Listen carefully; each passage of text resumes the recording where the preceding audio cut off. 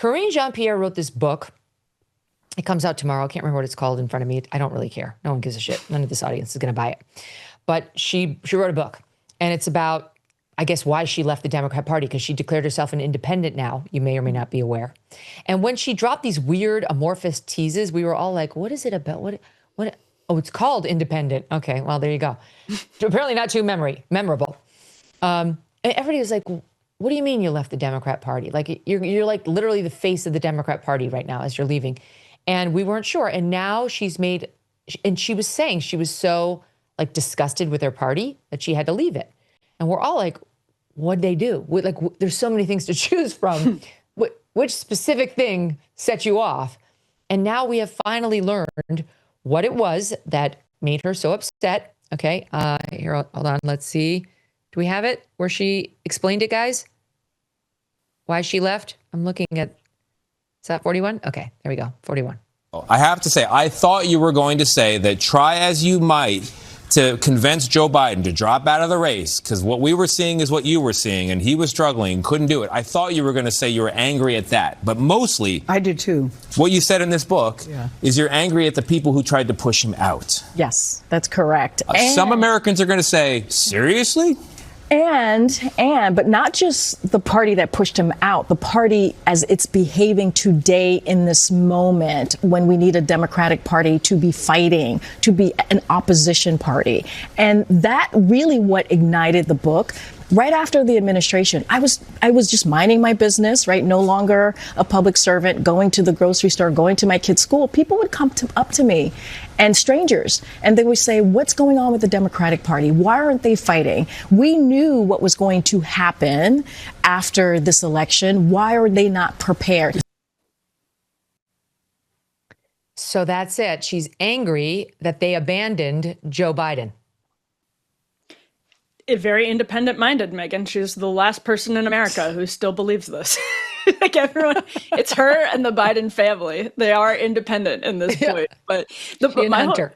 Yes, exactly. My whole reaction to this is like she's trying to capitalize on the way the independent label right now is hot in the marketplace, right? Like independent media, people identify as independents at pretty high levels right now. And so she wants to come in and look like she's someone who is leaving the two-party system behind. She's so frustrated with everything. This is a period of very low institutional trust. So Karine Jean-Pierre is going to come in, criticize the institutions, and that's her ticket after the Biden era, with which she really disgraced herself. She's made herself almost unemployable. That's just obvious here in DC. I mean, the level now, the reckoning that's happened with Biden being allowed to, like media not criticizing him, other prominent Democrats not criticizing him. There's been at least somewhat of a reckoning over that, which is really bad for Karine Jean-Pierre because she's the one who went out and put a bright smiling face on the Biden administration every day for years as the president was ailing behind closed doors. So she is basically unemployable. So she got the one thing right, that people are sick of the two-party system and establishment politics and all of that. What she didn't quite have the cleverness to realize is that clinging to this idea that Joe Biden actually should have stayed on the ticket is insane. And I wonder who she's really spending time with that made her think that could qualify as independent with any credibility on this book tour. Let me tell you something. Let me tell you what it's like to be an actual political independent, Karine Jean-Pierre. In my lifetime, I voted in 9 presidential elections, and I have voted for Democrats in 4 of them and Republicans in 5 of them. I have, as a broadcaster, gone toe-to-toe with the best of them on both sides. I have had contentious interviews with many, many Democrats and many, many Republicans, too. I challenge both sides and have a history of doing that. Karine, let's check in on how Karine's life as an independent is going, because she did elaborate a little bit more. Maybe she's coming over to where I am. Let's check out SOP 42. As an independent myself, I did read a few, of these passages and go, it really feels like you're setting this up as Democrats versus Republicans. Would you ever vote Republican? No, I would not vote Republican. So then are you an independent? No, here's the thing. What I'm trying to highlight is the system is indeed broken. We need a two-party two-party system that's functioning, that's actually functioning in order for our democracy to work.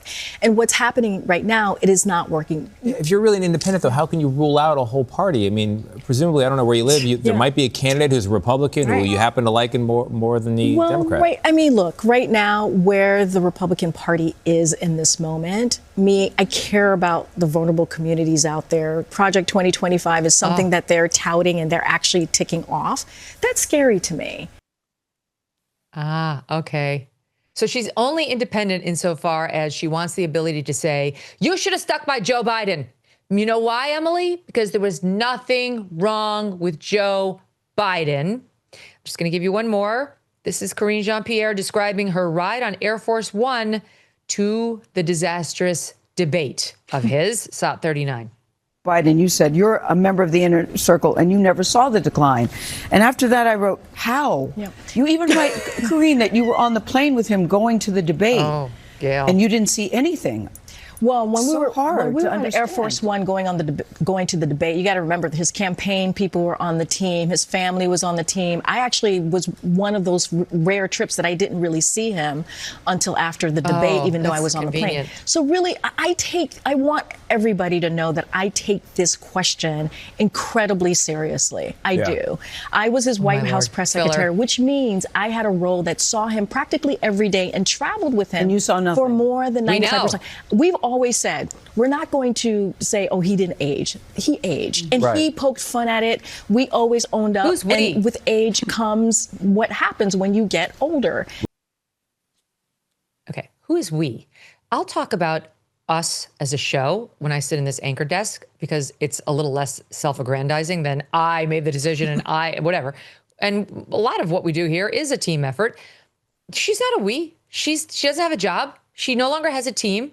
We've always said we. You mean you? Why don't you just own it? She's somehow doing a we thing here as cover for the fact that she did cover up for Joe Biden. But since it's a we, it's more like we saw what we saw. We all saw the same thing. We didn't see the decline, but we've always acknowledged that, he was getting older.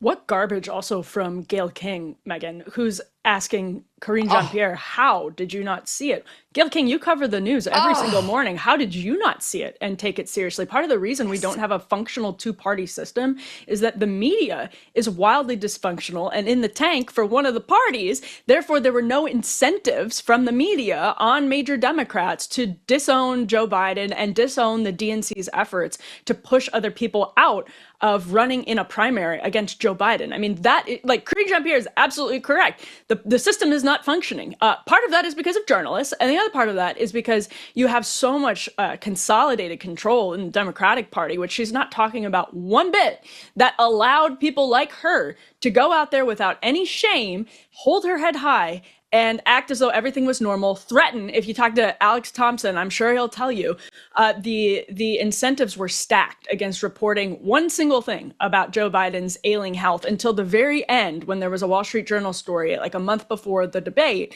But the reason is that, and I think journalists should have made much more courageous decisions, but the reason is that they were being threatened by people like Karine Jean-Pierre with losing all of their access to the Democratic Party and the Biden White House. So give me a break.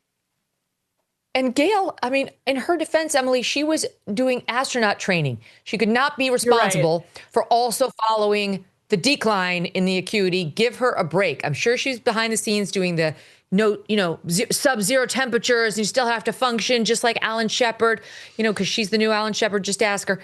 The other place she could have found out if she were busy with the astronaut thing is her best friend, Oprah.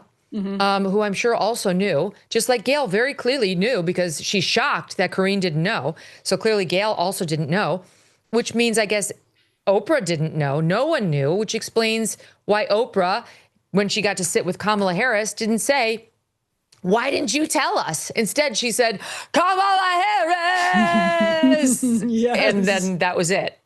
That was pretty much it. And Gayle King is in these elite circles like she does not cover politics every single day on CBS. It's unbelievable. Yes. She's been on David Geffen's yacht with the Obamas and not said a word about it during her coverage. So if anyone was in a position to know that people had had concerns behind the scenes about Joe Biden's health, it would, have been Gayle King. You don't think they're talking about that on David Geffen's yacht? I think they were talking about that on David Geffen's yacht.